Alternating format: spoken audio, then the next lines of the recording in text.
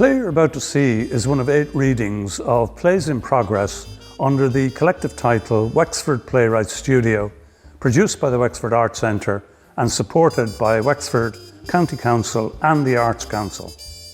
At various stages of these works, the writers had the mentoring input of the Wexford playwright Billy Roach, the dramaturg Thomas Conway, and the playwright Deirdre Kinahan. We've now taken the latest draft of the works and given each a day of rehearsal and a half day of filming over a 2-week period with 12 actors assigned across the 8 plays.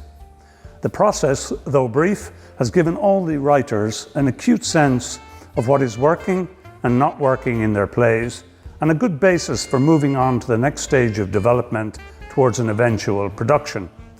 There are 4 female and 4 male writers of varying ages represented here, and we've been struck by the range and depth of talent on display. These plays are not yet the finished article, but I think they are a strong indication that creative writing for the stage is alive and well in Wexford and the South East. Enjoy. Scene 1. The action takes place in Prohibition-era New York. Mike Malloy enters. He is in the queue for a food shelter. Shamey enters behind him. What shite have they today? Another paddy. Where are you from?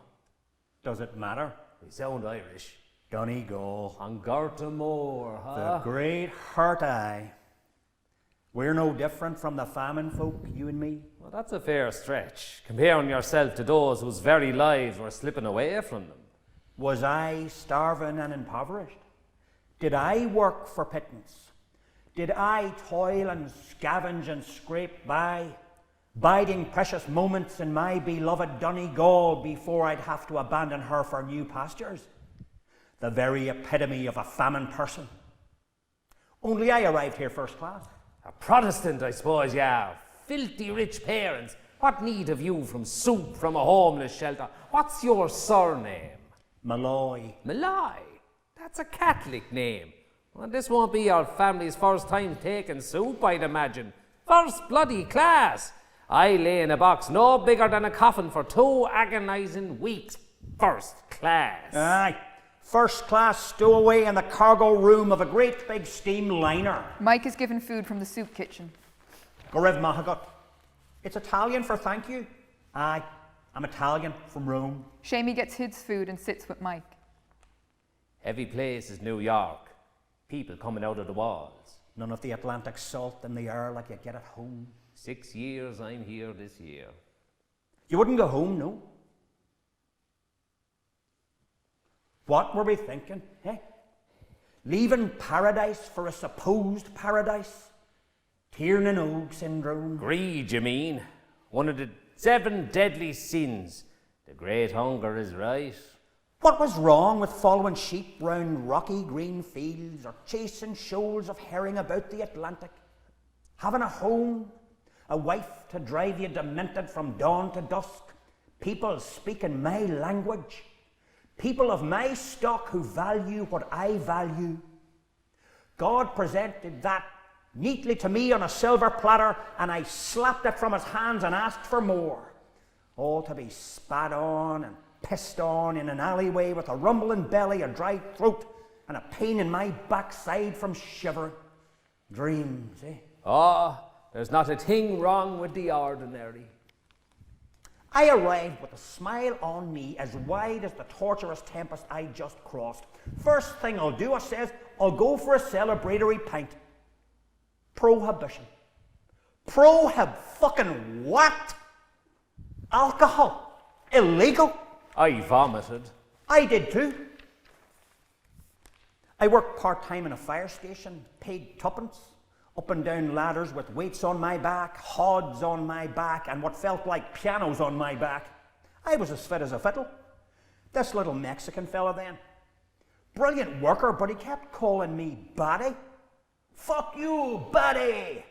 I can tolerate being called a paddy, but it was the fact he couldn't get the insult right that drove me demented. I boxed the head of him anyway one Thursday morning. Turned out the foreman was a boxing promoter, and he had liked one of the combinations he'd seen me through. He sacked me from the factory, but hired me the same day as his very own modern gladiator. He put me up in what I can only describe as a hole within New York's hole. I lived there rent-free, lining his fat wallet. He made the mistake of introducing me to a speakeasy after a couple of victories, to keep me sweet, I suppose. I started drinking before boots, concoctions I'd never heard of before and haven't heard of since. From then on, it all went fairly...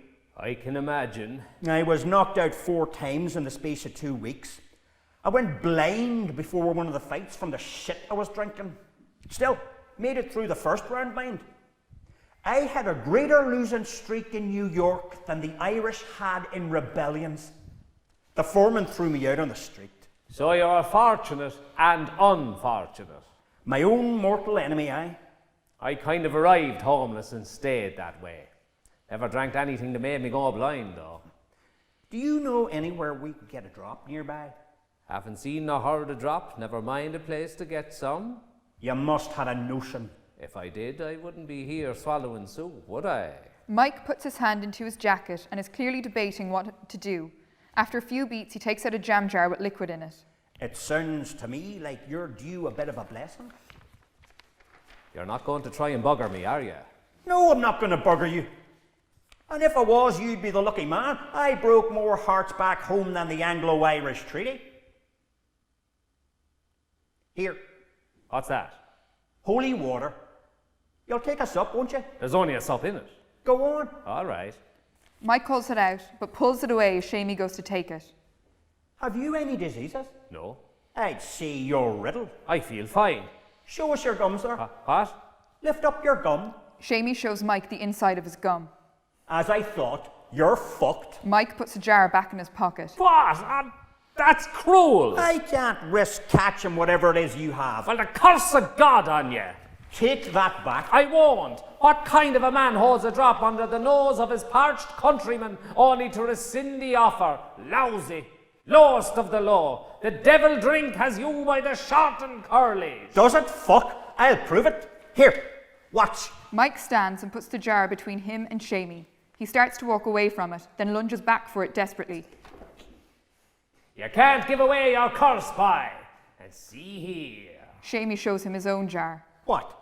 What is that? I've a curse of my own, you stingy bastard. You are trying to trick me. At least I had the courtesy to. Mike snatches the jar from Shamey and takes off like lightning. Shamey scrambles to his feet, takes after Mike. You good-for-nothing bastard!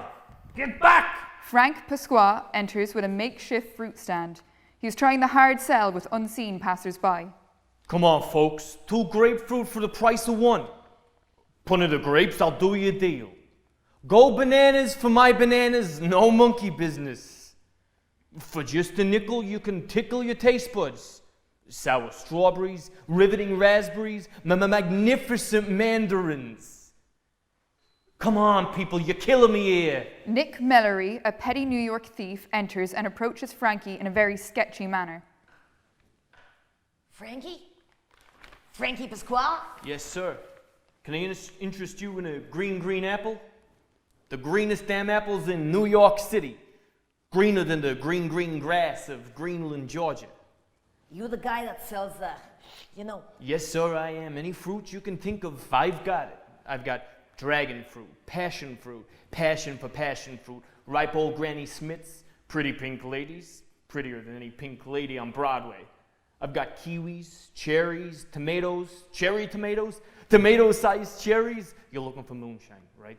Yeah, you got any? Ask me for the melons. The melons? Yes, sir, my melons are the finest, plumpest, juiciest melons in the United States of America.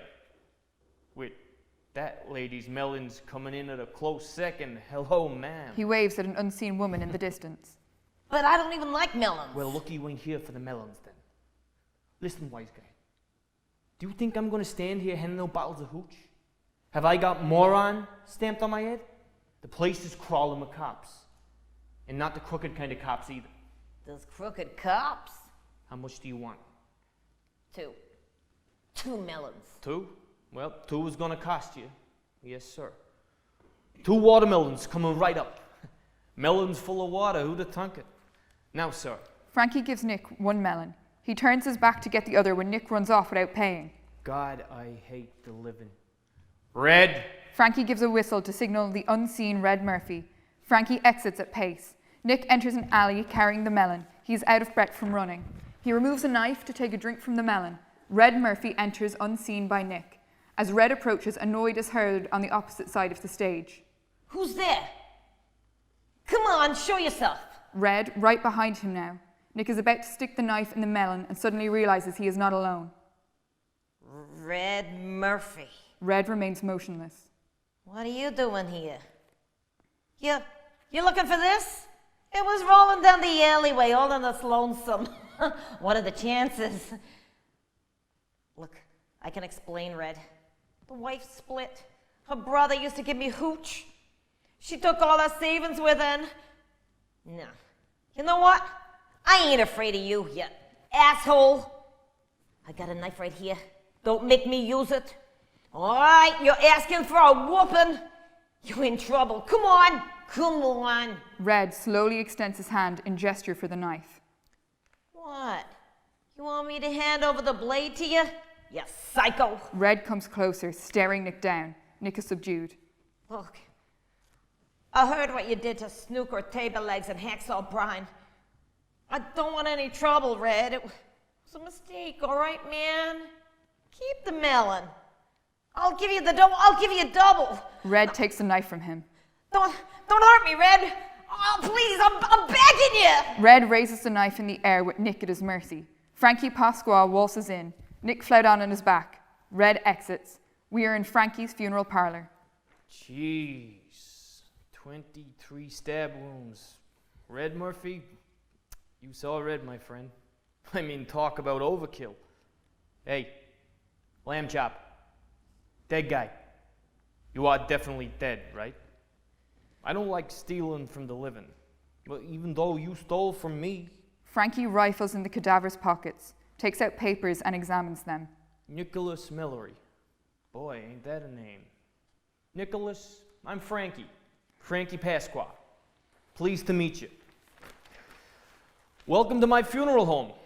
Our funeral home. A home for the living and the dead. Weird, right? So you a gambling man, Nick? Yeah, me neither. But I'll let you in on a little secret. Between you, me, and the morgue next door, I have bet on a horse, number 6. His name is, let me check that actually. Number 6, Crofter's Empire. Not the fastest stallion, but definitely the best looking. Long odds. But guess what, Nick? It's a fixed race. One of my business associates, Jam Jar Wilson, delivered the customer's corpse to me this morning. The poor guy hadn't cleared his debt in time. The number of the destined winner for the derby today in Saratoga was in a docket wedged between the corpse's toes. So here's my plan. Frankie dragging the body off stage. I'm going to dispose of your body. I'm going to listen to the race. My horse is going to win. And then I'll go collect a shitload of money. Isn't life just breezy? Frankie exits. Tony Marino enters immediately wearing a black fedora. Hershey Green, the Jewish cab driver, enters. He is counting a wad of cash. Hershey stops when he realizes Marino is looking at him. Nothing is said. Then... Sorry, Mr. Marino. Hershey goes back outside and closes the door. He knocks this time, then enters. I told you before, Hershey. I know. I could have blown your head right off. I know. I wasn't thinking. I've been... How you doing, Hershey? The ex-wife's still acting like the spawn of Satan, and the damn heating in my apartment is making this awful clickety-clackety sound that's driving me nuts. But apart from that... Did you get to see your girl? Nah, I didn't. She won't let me. I tell you, Hershey, guys like Red Murphy get a reputation for evil, but there ain't no evil in this world like that of a woman with a black heart. Wretched, wicked witches. I'm not even going. I hear you, Mr. Marino. So, are you here for business or a chat? Hershey counting out money. Red sent me to deliver some of his retrievals and the fruit of Frankie's labors. The load's a little light, though. Funny story, too. Funny? Funny how? You know, it's good to have an undertaker in the business. But Remember the guaranteed winner Jam Jar Wilson gave us in Saratoga? The one you sent on to me for payment. Hardtack. Yeah, it turns out Frankie can't tell the difference between his 6s and 9s. He backed the wrong horse. Yeah, he read the docket upside down. Crofter's Empire, a lame mare with a game leg. You know something, Hershey? That is funny. Throwing away my money, in fact. It's hilarious. There's gangs popping up everywhere, selling guns and alcohol. It's as common now as bread and butter. But backing the wrong horse in a fixed race with my money, that is funny. Isn't it, Hershey? If you're ever in trouble, I could crash my cab and claim the insurance. I'll make some upgrades to it first, investing for profit. Split the compensation. I'd need something more valuable than your damn cab, Hershey. My apartment. Set fire to it. Blame the dodgy heater. Too risky for a minimal reward. What about life insurance, Hershey? I'm not sure. How would you even go about it? Didn't you say Red killed somebody? Yeah, some petty thief. Nicholas Malloy. Did Frankie hold on to the identification papers? He usually does. He passes them on to me to sell to Italians and Mexicans who wind up in New York. I don't follow Mr. Marino. Well, that's it. One of the goons go to the insurance companies and claim to be Nicholas Malloy, seeing as we have his damn identification papers. The other pretends to be his beloved brother. You take out a life insurance policy for Nicholas Malloy and then list his brother. Give me a name. Simon. No. Frankie. You can't choose your real names. We need an average. Joe? Joe Malloy? Nicholas Malloy lists his brother Joe Malloy as the beneficiary in the event of his death. But then what? You murder one of us? No, Hershey. Then we kill somebody else and plant the identification papers on his body. The guy Red killed yesterday ain't gonna do if he's in tatters. It has to look natural, like an accident.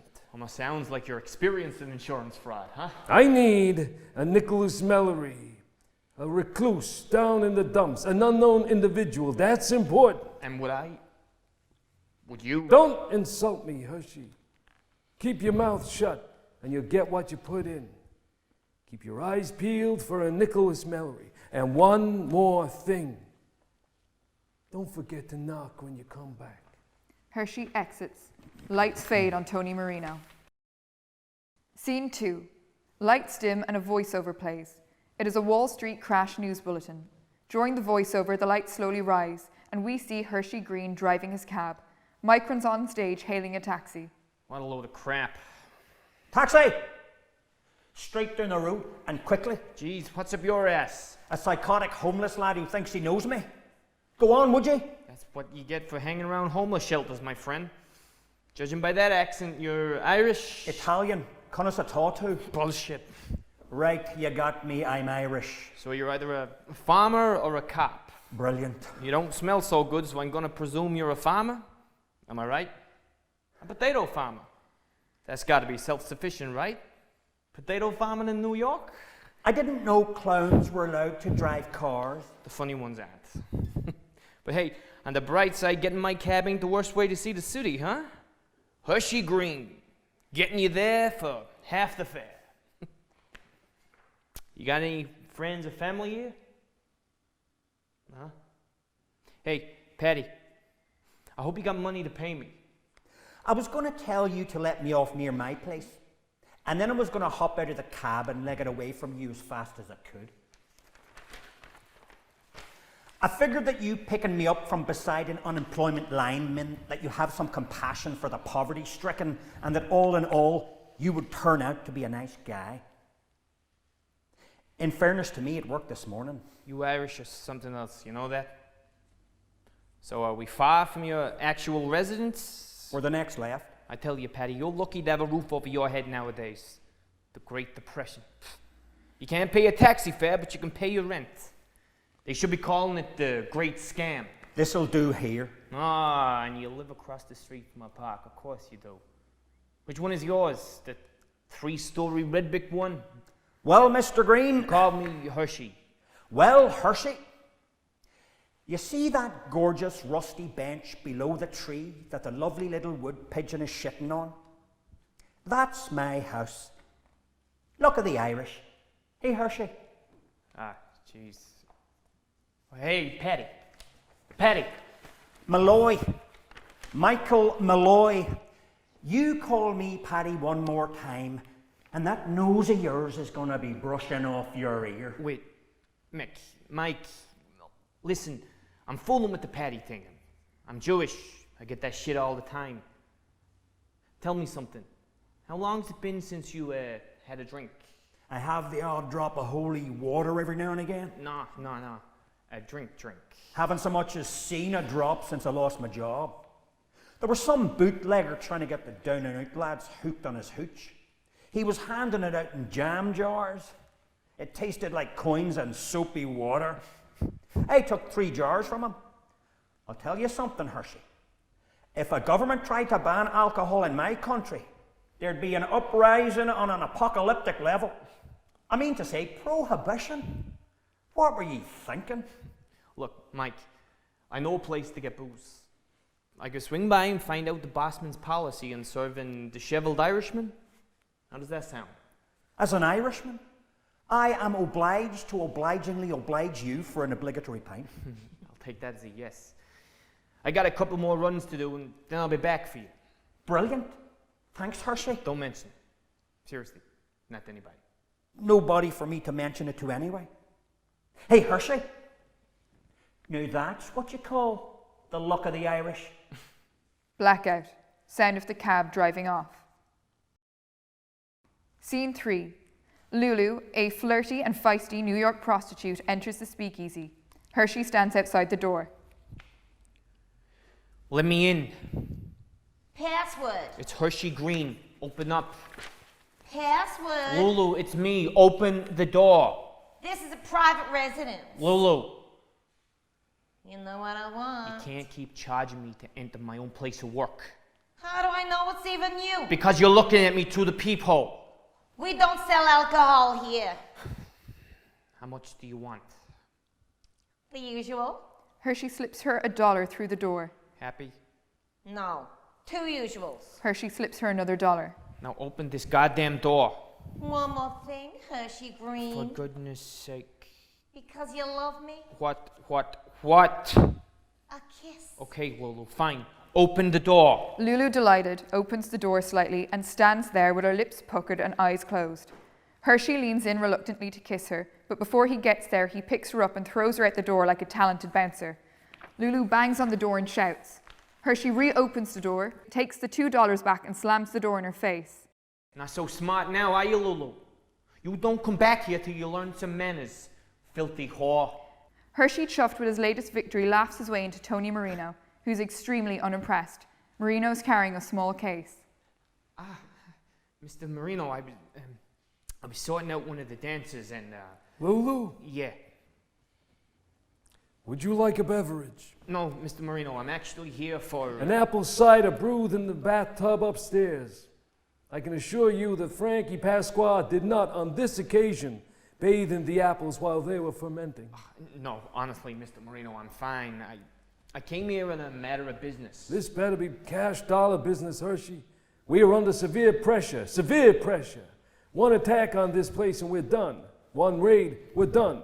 Prohibition ends, we're done. I understand, Mr. Marino, but there's a light at the end of the tunnel, and you know why? Don't play games with me, Hershey. I think I found our Nicholas Malloy. You think? An Irishman. He's homeless, he's jobless, his family are 1,000 miles away, no friends, no money, no warmth, no protection, and above all, he's thirsty. Thirsty? He wants to come here for booze, to the lion's den. He ain't gonna know what he's drinking. You could poison him. Kill him without leaving a scratch. Have him dead in the next few days. I can't see why not. How do you know so much about this guy? He told me in the cab not 20 minutes ago. Can he be trusted? Not to blab about my liquor? He's Irish. He's getting free booze. He ain't saying nothing about no speakeasy to nobody. Your timing is unfortunate. I'm heading to Chicago for a while. Jam Jaw Wilson thinks he's pissed off Al Capone. This insurance pact is becoming vital to our survival, and it's being left in your capable hands. Try not to drain the place of booze while you're at it. It's been a long time since I lost my patience with somebody. Make sure it's settled by my return. We'll get it done, Mr. Marino. Red's in the back. Go tell him Nicholas Malloy is back from the dead. Maybe collect Frankie Pasqua on the way too, so he knows who the target is. And remember, the clock is ticking. They exit. Sound of clock ticking. Scene 4. Mike enters the speakeasy. He looks around. Clock fades when Frankie enters. Nick Malloy? Michael Malloy? Michael. Or Mike? Frankie Pasqua. Drink? I thought this was a joke. I don't get it. I thought I was being set up. That I'd come in here and there'd be 10 of you to batter me. That is funny. Seriously though, I'm broke. And this is like all that my stomach can stomach is free. You might have to do the odd job every now and then, but There's few things I wouldn't do for the juice of the barley. would you die for it? Right now? Probably. I'll die if I don't get a drop. Would you kill for it? That is a tough one. I don't mind hurting lads, but to kill someone? Who's on the receiving end? Your mom. I'd beat me ma for a drop, but the killer would be extreme. Your pop? Beautiful is dead already, sure. But if he was alive. Oh, I'd take the head from off his shoulders. Cool. He'd answer the same as me, no doubt. Red enters. This the Irishman? This is him. Michael Malloy from Donegal. Red Murphy, from here. Murphy? That sounds Irish. It ain't Irish. I'm from here. My mother and father both. Donegal. Donegal. Donegal. Will you give it a rest already? Will you pour the guy a drink already? Don't you give me orders, Pasqua, or the next grave you dig will be your own. I'm an undertaker. I'm glad you clarified, Frank. Me drinking here for free and you boys digging graves for a living. It won't be free. Nothing is ever free. You can't charge a fellow Irishman, surely. Why? Who else is Irish here, Frankie? You are. You just said. Come here. He said. No, I'm saying Murphy is as Irish a name as they come. I ought to slap you, you silly idiot. You can mostly drink here for nothing, Mike, but you gotta give us something in return. Frank was just saying there about doing the... I told him already, Red. Jeez, this guy goes on a bit, eh, Mike? Red gives Frankie a last warning look. Well, I'll do pretty much anything to give you a hand. I've worked as a firefighter, machine operator, a part-time boxer. Ever stole any fruit? Fruit or... Fruity fruit, yeah. Drugs like? What? Like a fruit vendor. Oh, no. No, I haven't. He could polish coffins with me. I'll give anything a go. Well, you're much of a boxer. Average to middling. Could you fight tonight? Tonight? For money or drink? Which would you prefer? I think I'd drink the money, so drink is probably easier. Gin? Russian? Whiskey? Whiskey is your only man. 4 glasses. I call the measurement. How about a bottle? How about a bottle? How about a bottle, he says, Frank. Huh? I'll fight 2 men for a bottle.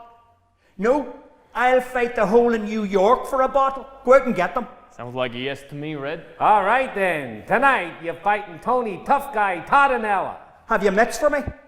Do I get an advance payment? Snooker table legs left his gloves behind last time. He's about your size. Some name. Can you fight under the influence? That all depends on the quality of the green. 4th round KO if the whiskey is decent. There'll be heavy gambling on Todinella. He's semi-professional, 23, up and coming. Back the right man and I'll make you boys very wealthy. He hasn't been beaten in over a year. Mike stands and begins shadowboxing. He won't enjoy coming tumbling down then. The full bottle if you're victorious. Mike stands to the side and continues shadowboxing. You want to make amends for backing the wrong horse? You put everything you got on Tony Todinella. But we never seen Irish fight. We'll fill him with booze before he goes out. A drunk Irish Mick against a semi-professional New Yorker? I don't know. Frankie, it's a no-brainer. All right. Hey, don't tire yourself out. We need you on your toes tonight. Don't worry about me, Red. I'll be all right. Yeah. Indicates the glass of whiskey. Mike comes over, downs it. Red pours another. Give us another. He'll be down by the 5th. Mike goes back to shadow boxing. Spotlight on him. The rest of the stage is dark. Gentlemen and gangsters, whores and broads.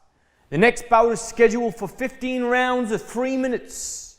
Introducing first, the most dangerous right hand to come out of New York, the prodigy, Tony, tough guy, Tardinella. Tony Toughshite. And his opponent, all the way from Ireland, Donegal, Ireland. another sorry case Paddy, Michael Malloy. Bell rings. Mike in the spotlight sways. His guard is up. He plays out the fight. Most important thing about round 1 is to get hit hard enough to gauge the power of your opponent, but not so hard that he knocks you over. A jab on the chin, not bad. That gives your body the chance to switch on and be alert for the next one. Round 2. Start asking him a couple of questions. A body shot will wind him up. Sprinkle that with some shite talk. Ugly man, ugly ma. Hopefully he'll take the beat and lose some energy. Back to the corner and get hydrated for round 3. Whiskey or water? What do you think? The 3rd round is when you leave the safety of the harbour and head for the doldrums. Swinging into the eye of the storm. Keep moving the head. Bob and wave. Begin thinking of your loved ones and jab. Dwell on the mistakes you've made and block. Remember how lonely you are. How cold it gets on that bench. No friends, no family, no warmth from fire nor woman. Jab, jab, cross. Bask in the shame of what quitting would be like. Doubt says you wouldn't survive the journey home even if you did quit. Right, left, cross. Consider loading a hod full of building bricks and cement. Tie it around your neck and launch yourself into the Hudson. End the torment. Silence the pain. Mike hears the voice of an Irish woman. Don't do this. Please don't go. It's the Roaring Twenties. We'll make a fortune there, Cara. You don't know that. It's all over the papers, woman. You'll never see me again. Come with me. I can't. You can. You are free. You can do as you please. But what if it doesn't work? What if we're stuck there and... Marry me. What? Come on. Me and you. We can do anything. I can't. Why can't you? Don't go, Mike, please. There is nothing here. Nothing for you, for me, for us. Nothing. Please, don't go. Don't leave me. Look at me. This is the last time. The very last time I'm asking you. Then I'll walk out that door to our future, or to mine alone. Will you come with me? Will you? I'm so sorry. Great. Great. Enjoy living half a life. Back to the fight. Let those vicious voices that have made you so tough cut you to ribbons. Let them turn your heart to cold stone. But for Christ's sake, Mike, watch out for that left hook. Blackout. Heartbeat. Lights slowly rise with Mike. Your opponent has kindly knocked all negativity out of your troubled skull. You now have 10 seconds to muster the spirit to break through the ice, rise back up on your feet, and sicken each and every one of the bastards looking at you. From here on in, you're numb. Straits tickle you. Body shots impair you. Let the fury and alcohol mix. Put that potent combination into your hip, and when the time comes, pull the trigger! Stand over your horizontal opponent. Pander to the crowd that hates your guts for felling their hero. Then go collect your prize. and drink it in. Feel it warm your soul, fill your stomach, and numb your mind. Mike is ossified drunk. Lights come back up in the speakeasy. He's imagining playing Gaelic football for Donegal. Red and Frankie watch on bemused. Oh, Danny boy, the pints are calling. A fine catch there in Larn, the Parksy Crook, and Malloy's on the ball. Plays the ball back to Malloy. Malloy taken on two for men, and the men hits a shot. It's over the bar! Mikey Malloy from Donegal wins the cup for his native county. The Pope and King Billy and all lining up to shake his hand. Mike gives the crowd a lengthy, raspy cheer and a fist pump or two. Hey Mike, I've rustled you up my special delicacy. Frankie's deliciously doughy, sumptuous sardine sandwich. Fresh Italian stone ground bread. Take a whiff and you'll instantly be transported to Southwest Italy's beautiful bakeries. Frankie takes a lingering inhalation through his nose, puts the sandwich in front of Mike. Mike takes a bite of the sandwich, filling his mouth. He lethargically rolls it around with his tongue. His eyes start to water.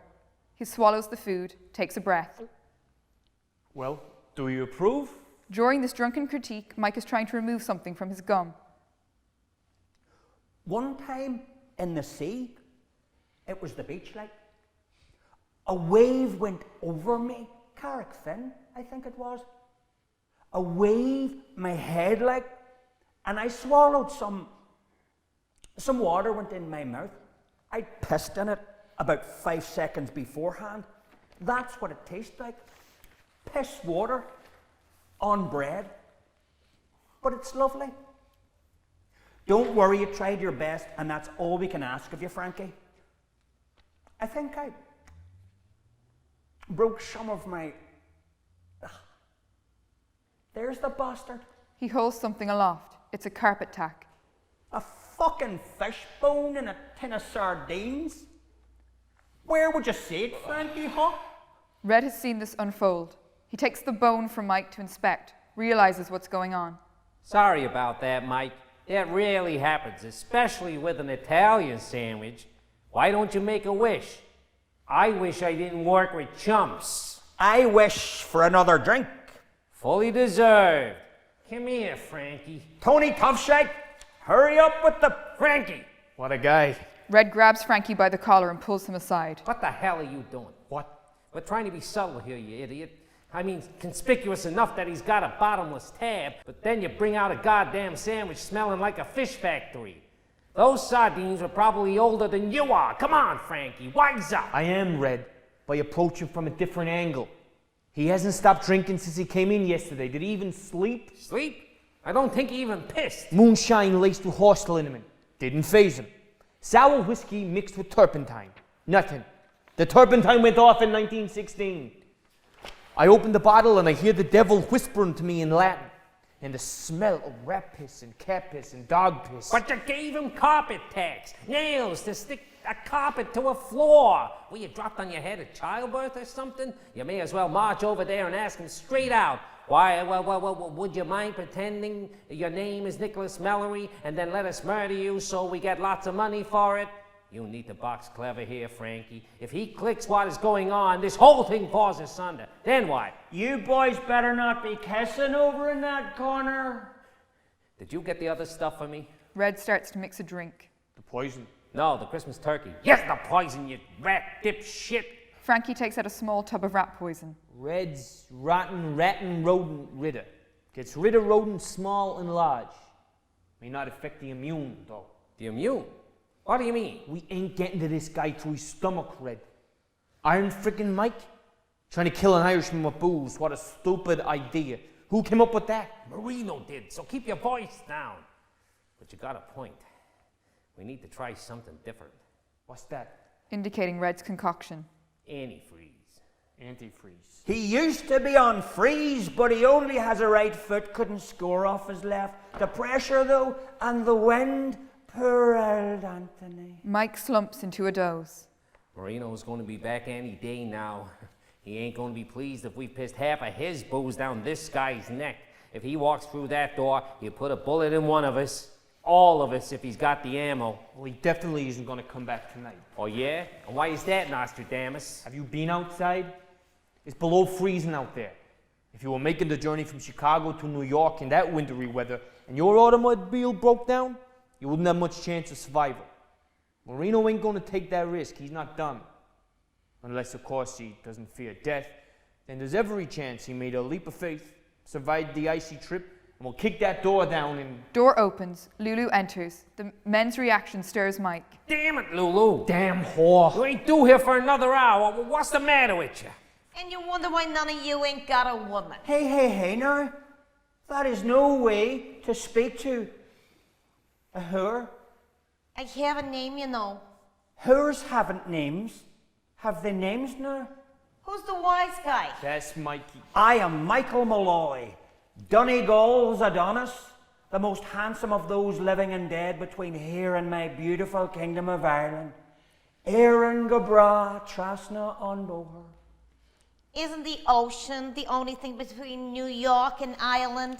Very good. Prettier than crabs, huh? Don't you get smart with my regulars. Or what? More beatdowns? More withholding my money? Hey now, I'm warning you. Don't speak to the lovely whore like that. Charming. He hasn't got any dough, Lulu. No?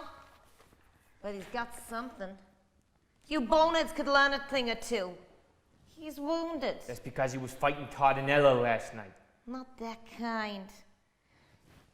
Did you ever go back home, Toots? Nope. You can tell me. He don't have money. Broke, Lulu. The man hasn't a dime to his name.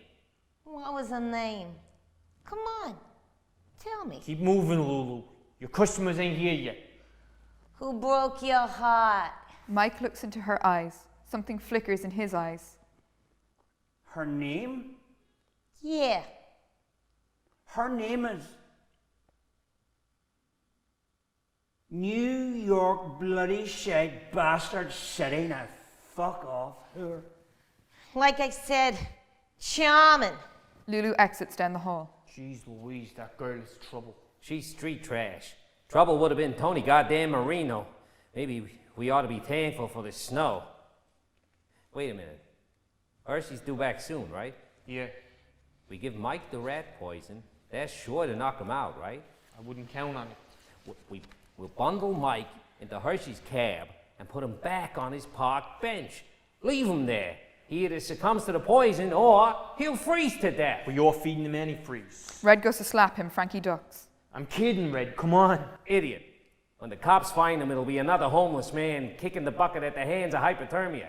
That's daily news at the moment. He already looks like he's gone 12 rounds with Jack Dempsey. Jack Daniel more like. Yeah, and here's the knockout blow. Red drops some poison into Mike's drink. Bring this tantalizing beverage to our Irish buddy. Let's see what he's really made of. Frankie makes his way to Mike, who is sat at a table, puts the drink in front of him. Hey, Mike. What was that song you were singing? Oh, Danny boy, the pints are calling. You sound a little hoarse. Why don't you wet the old palate, oil the gears? This is the speakeasy speciality. I've been told it's to die for. Mike downs the drink and feels the effects almost immediately. Lights down. When they come up, Mike is on the park bench. It's cold as hell out here. That's the point. Lift him down. Isn't that a bit obvious? He fell off the bench in his sleep. God damn it, Red, this can't be messy. It ain't gonna be. All right, let's get out of here. We have to make sure the shock don't wake him. You're freezing to death, Mike. Your lips are turning blue. Can you feel the pins and needles like shattered glass digging into your legs and your arms and your chest? Can you feel your blood beginning to solidify? If you're taking a man's life, you gotta make him suffer. I want to suffer. I want to go out screaming and fighting and kicking. When I die, I don't want there to be a single ounce of life left in me. This guy seems to have a hell of a lot of life left inside him. Yeah, and a hell of a lot of poison. Something's got to give. He's a man, not a god. Red takes out papers from his coat. What's that? his Nick Malloy identification papers. Red plants them on the body. His eyelashes are freezing over. At least the crows won't be able to pluck his eyes out before they find him. Freeze to death, Iceman. Freeze to death. Red exits. Where you running to? Relax, will ya? I'm covering our tracks. Cops may be thick, but they ain't gonna be fooled by 2 sets of footprints leading to a corpse. You're not a god, Mike. You're an ordinary man with an ordinary body. But why are you so tough? Maybe he wants to go home. Frankie exhales as Red returns. Check his pulse. Now let's get out of here. Frankie presses his fingers to Mike's neck. Get away, devil! Get away! The bastard has me! Fucking help me, the mad bastard has me! Red, go back to sleep, Irishman. Go back to sleep. Help! Frankie punches Mike hard in the face. Mike falls down motionless. Oh, shit. Come on, Frankie. Come on. Red and Frankie dart off stage. A few beats with the sound of the wind. Lights fade on the flattened mic. Blackout. Scene 6. Frankie and Red in the speakeasy the evening after. Frankie has a bandage wrapped around his hand. We join them mid-conversation. I didn't know where to look, to be honest, Red. Marino smashed the glass on the table and used the poor bastard's face as the cloth to wipe it clean. He ended up looking like a bloody jigsaw. Dr. Manzello was in that night. He reckoned the face would be disfigured permanently. The kindest thing to do is to put him out of his misery. Doctor's orders. You know what his trespass was? He knocked over Marino's gin Ricky. There was a dribble left, literally a spit.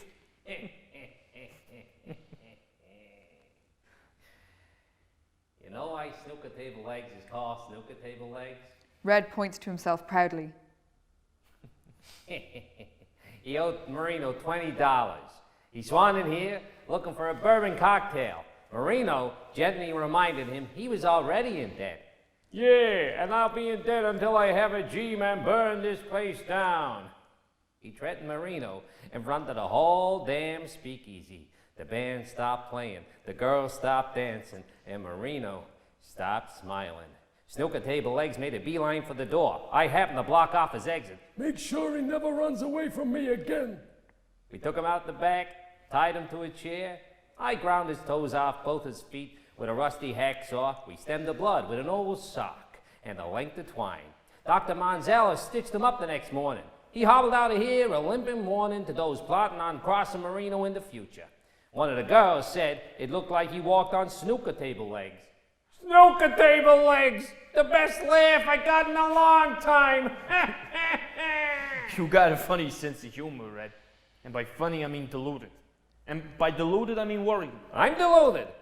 If you're not kissing corpses, you're punching. It was reflexes. He scared the shit out of me. They'll start healing in a few hours. If I dig him in the snow, it might take down the swelling.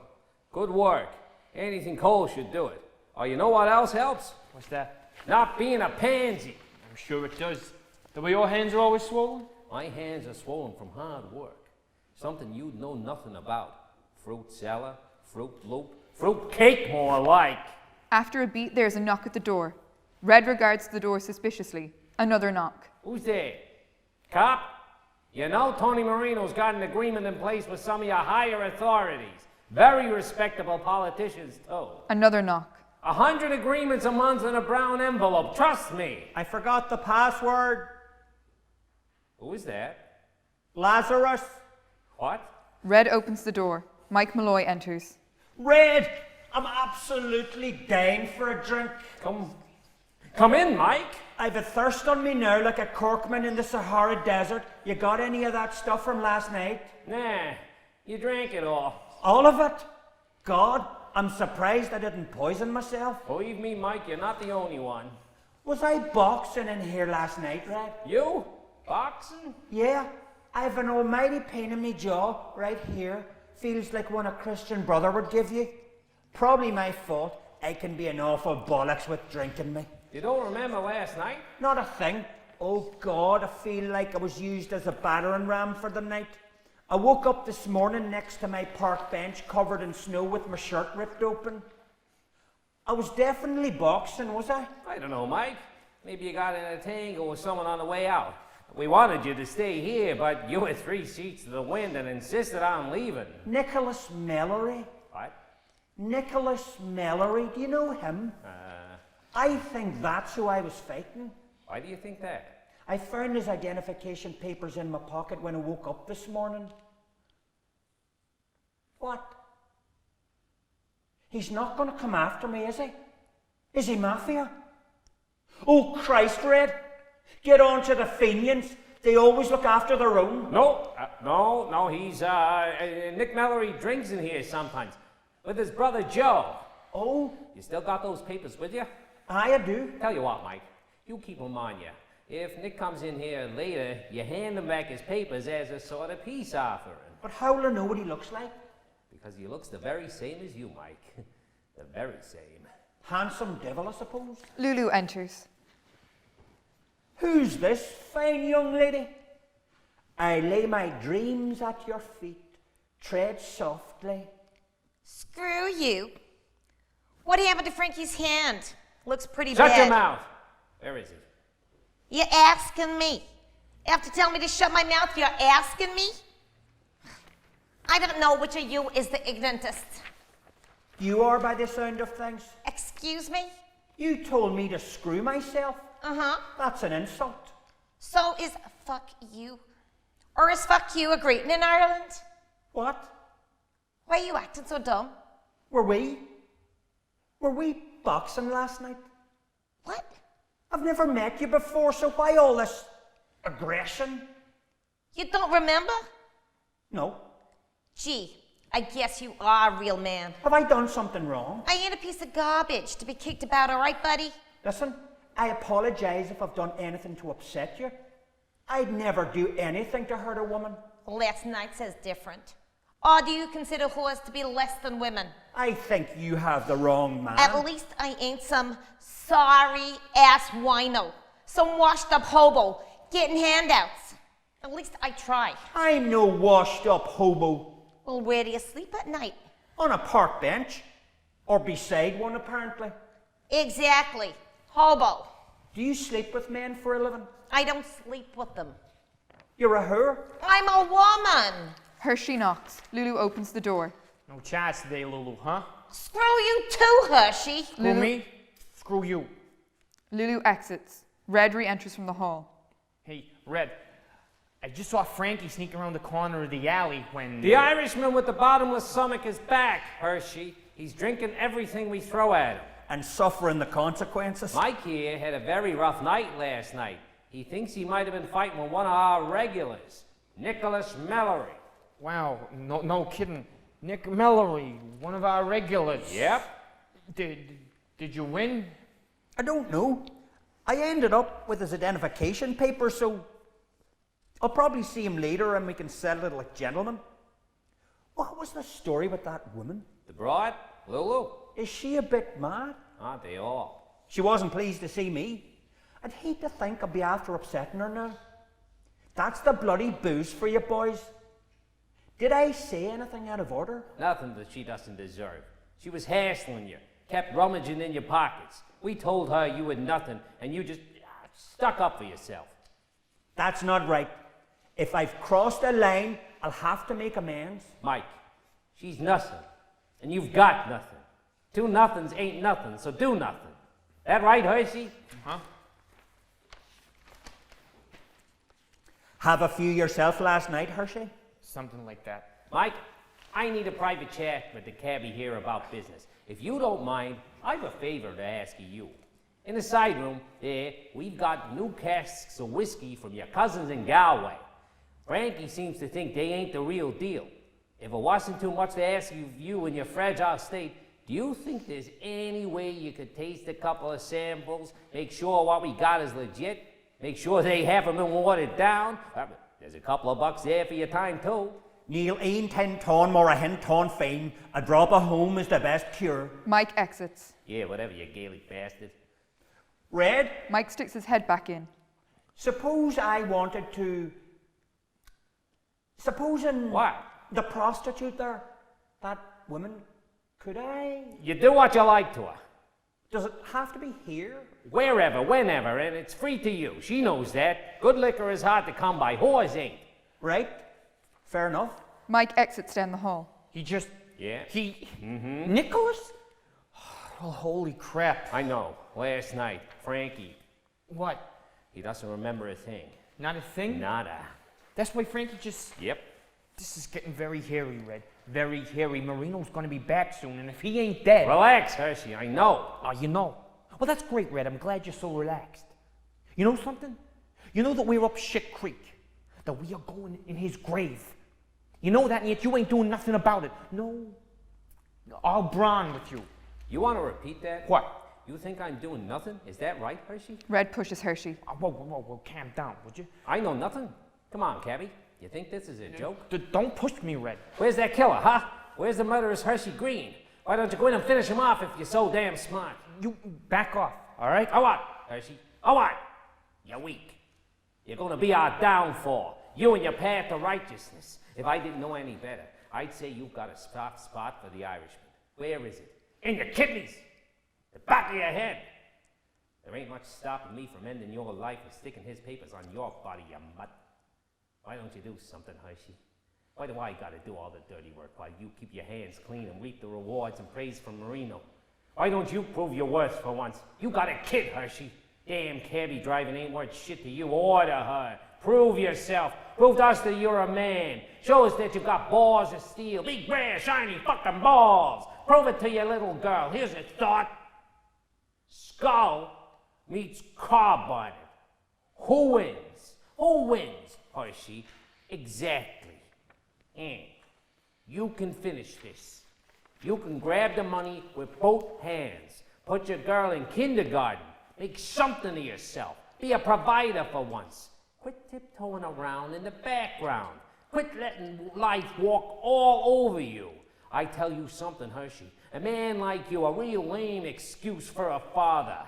Ain't no wonder your kid lives with a mom. All right, Fred. All right. It's straightforward.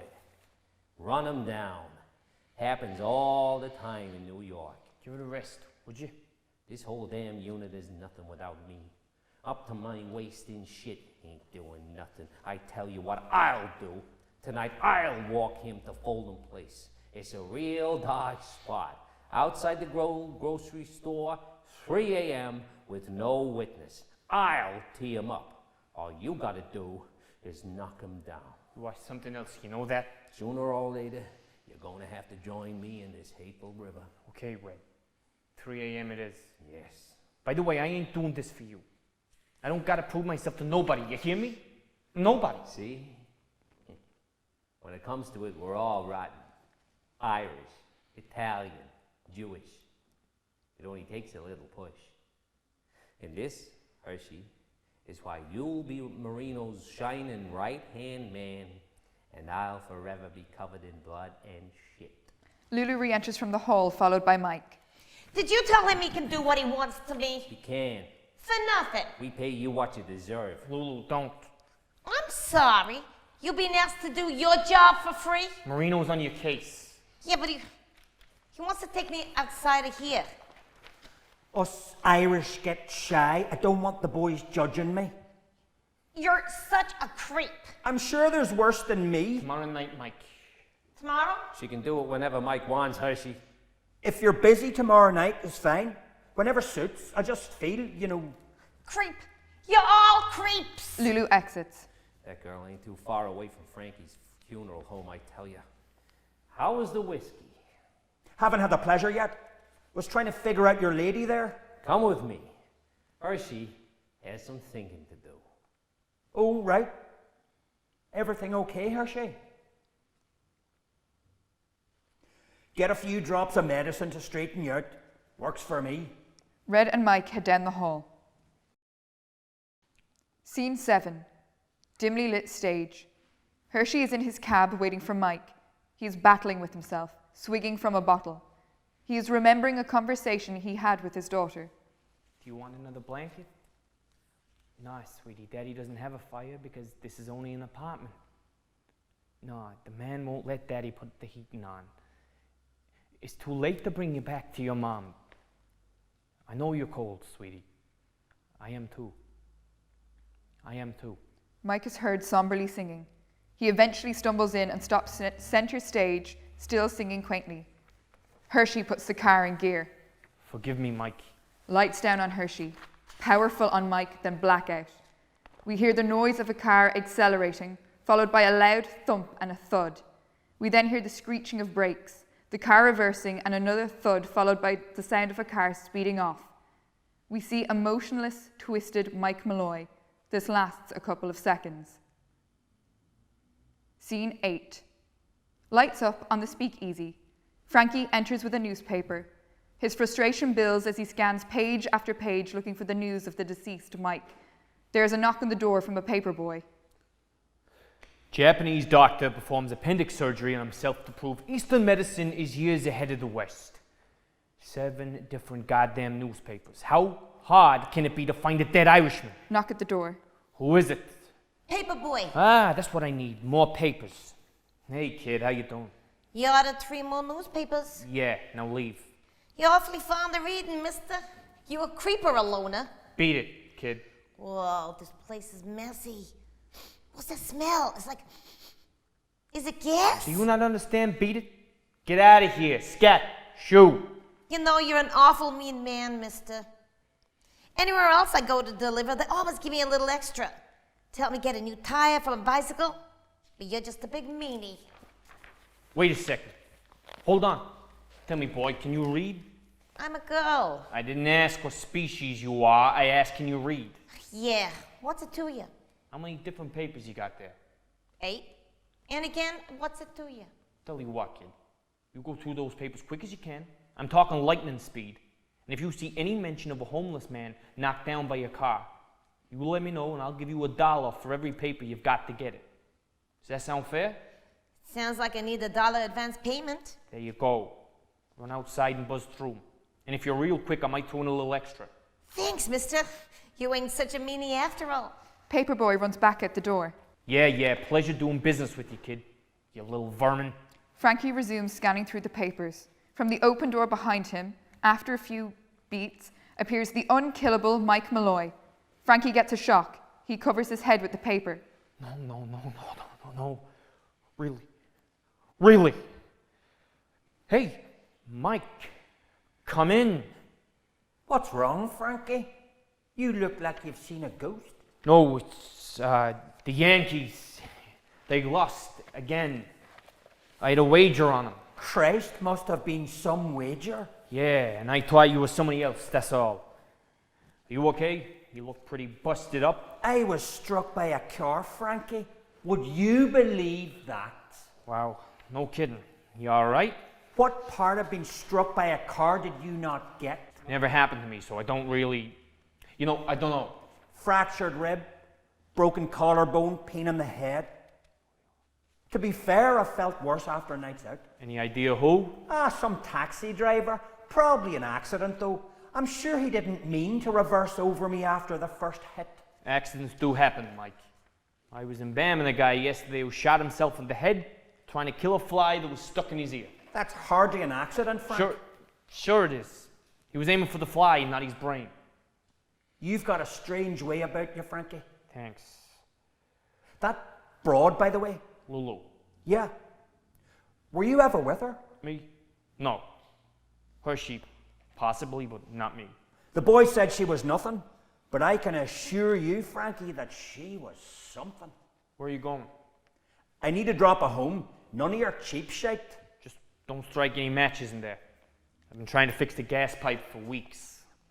I'll be cautious. Like a taxi driver in the dead of night, eh? You've heard of leprechauns, Frankie, haven't you? Small, fat, ginger, Irish.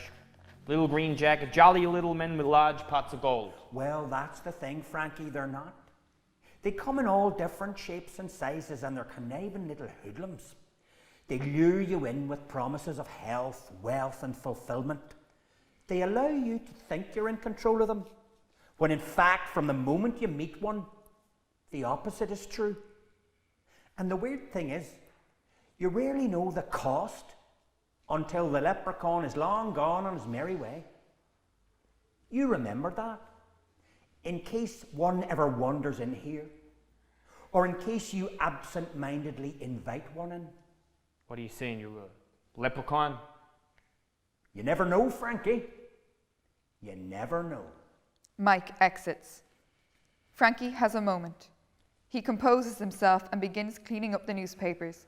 He hears footsteps entering through the open door behind him. Hey kid, can you give me back my money for these? I found out my news. Oh, thanks to your papers. He turns around to see before him Tony Marino. He drops everything and lets out a disbelieving yelp. Hello, Frankie. Mr. Marino, you're back. You are back. How was Chicago? Agreeable. There'll be no bloodshed, but our pockets are suddenly very spacious. Good. Good. What news, Frankie? Have we received our money from the dead Irishman? Capone is an ally then. The insurance money. Has it cleared yet? What?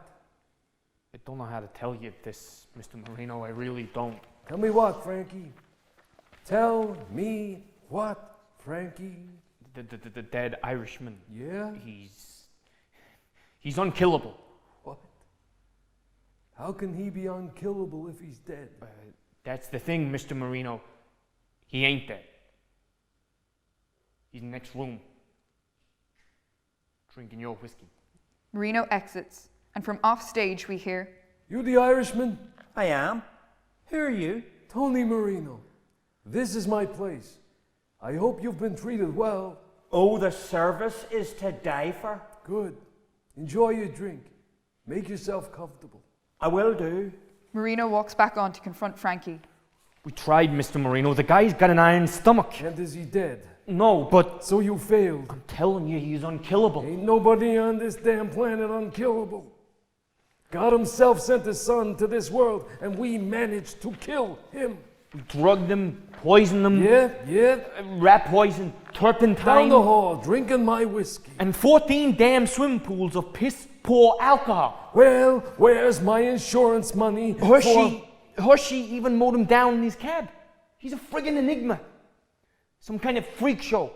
We probably make more money firing cannonballs at his damn head in a big top circus than actually killing the guy.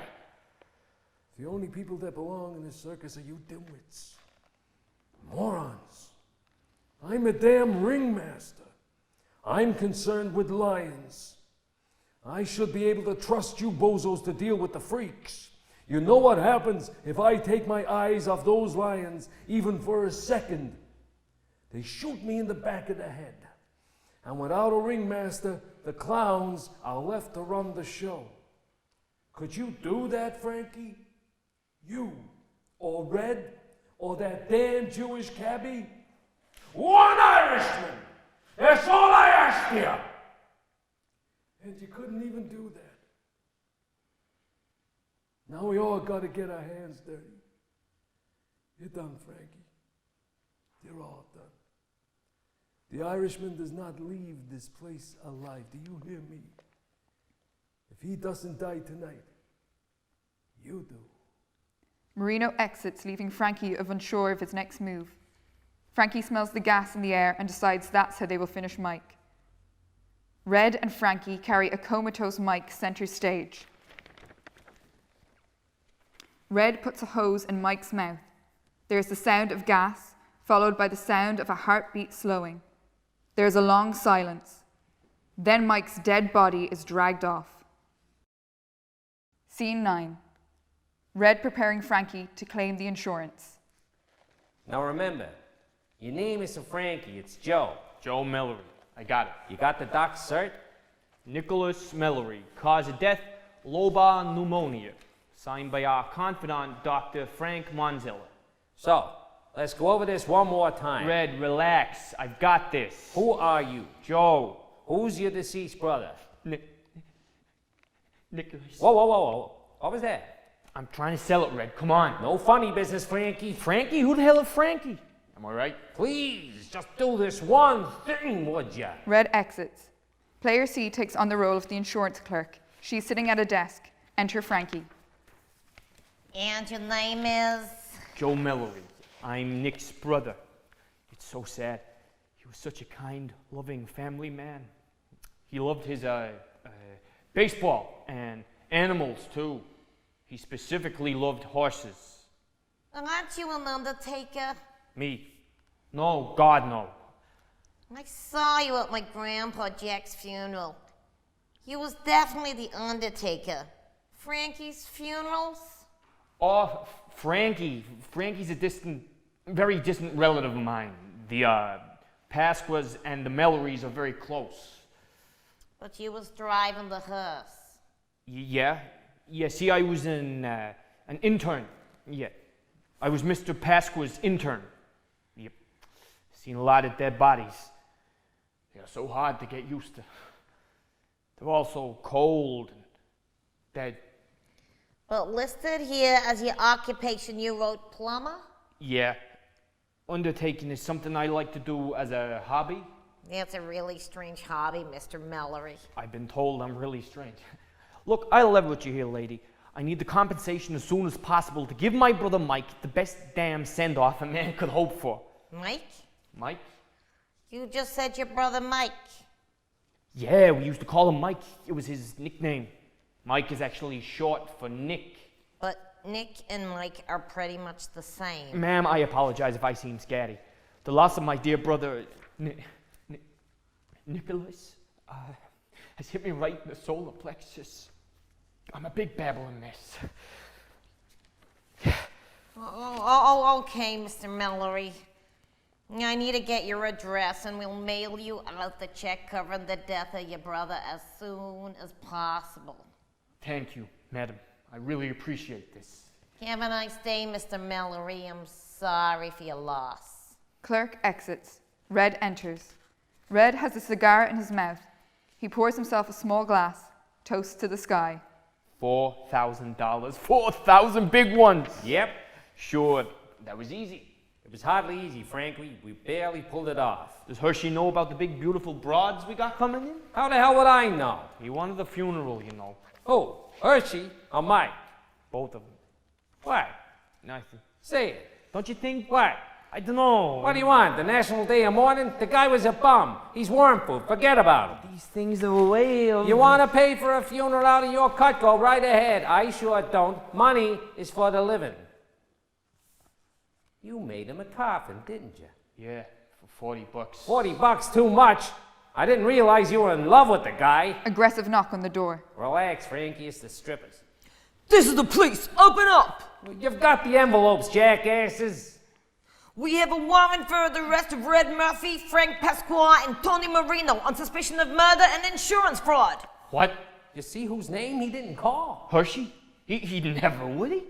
You have to count to 5 to open the door, or we will be obliged to use force. 5. What are we gonna do, Red? Calm down, Frankie. 4.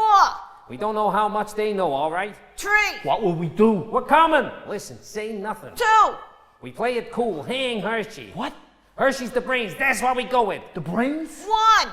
Shit. Lights out and the thud of the door being pushed in. The stage remains in darkness. Players A and B now jump between characters in the dark. It was Green. He's been running the speakeasy for years. I never heard nothing about no insurance. You know how Jews are. Tony Marino came up with the whole damn plan. You set us up. Red Murphy is killed before, I'm sure of it. I run the boozer, but I am in no way affiliated with Annie Murphy. They arrested me first, Red. What the hell is going on? Pasquale said what? Pasquale listed his home address for the insurance at the speakeasy. I'll kill you, Frankie Pasquale. That's a promise. I'll give you everything you need, but you have to guarantee the safety of my family. Don't do it, Hershey. You know he made the first attempt on the Irishman, left him in the cold to die. Frankie helped. You killed Nicholas Mallory in the first place, and Frankie's funeral's over there buried him. Don't you? It was a murder pact. You good-for-nothing Jewish. Don't take me down with these guys. The voices grow to a crescendo and are silenced then by a lawyer entering into the spotlight.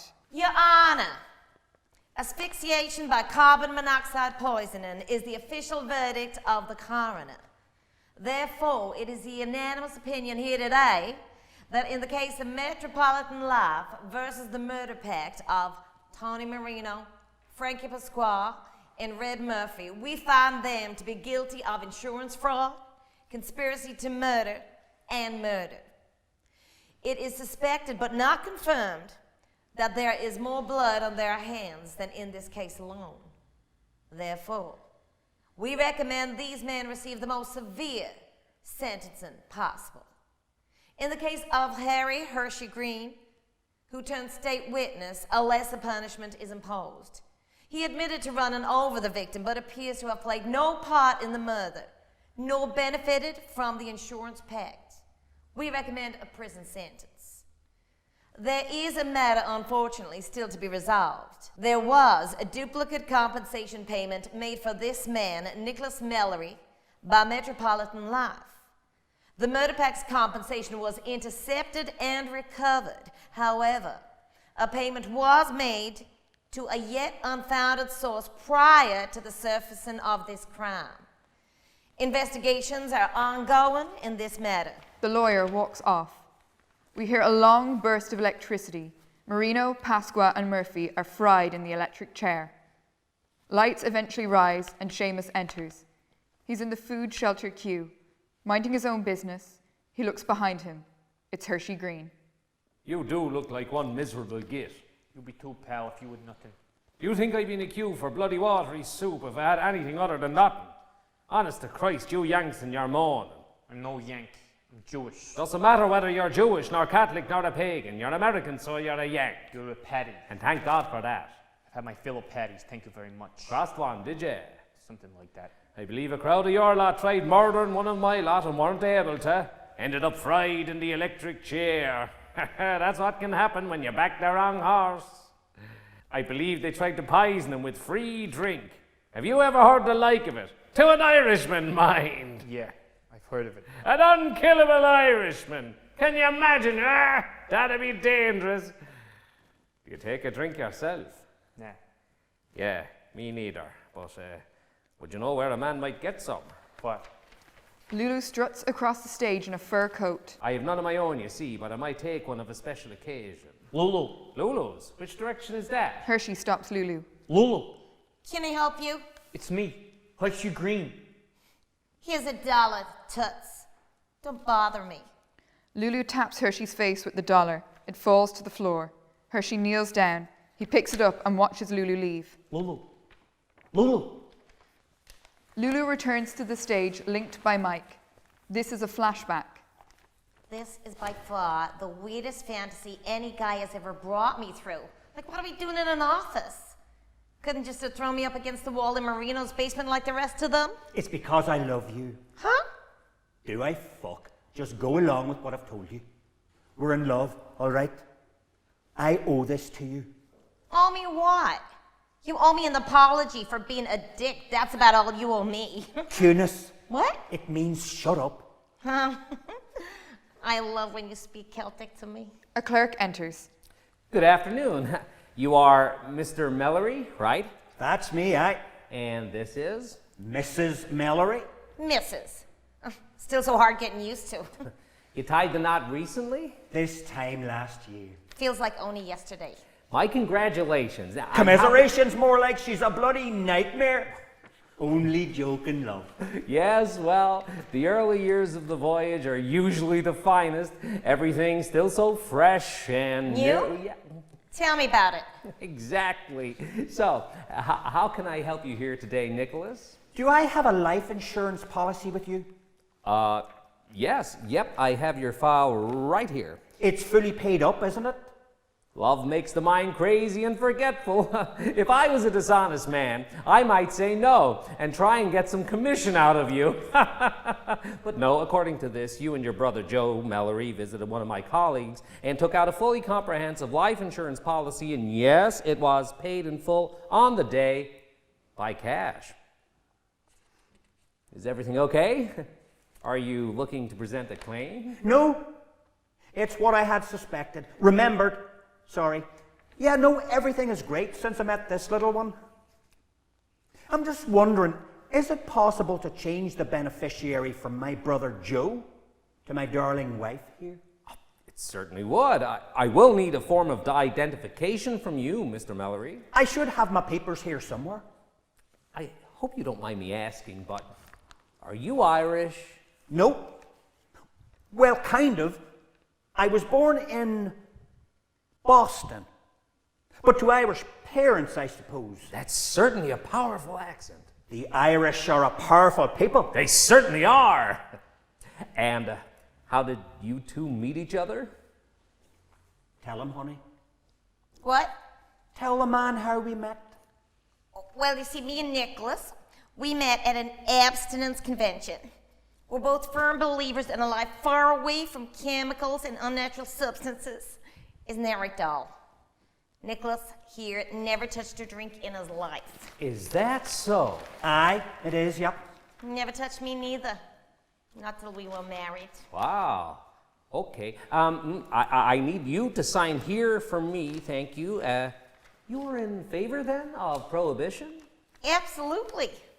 He thinks we should ban alcohol worldwide. Precisely. The drink only leads to dark places.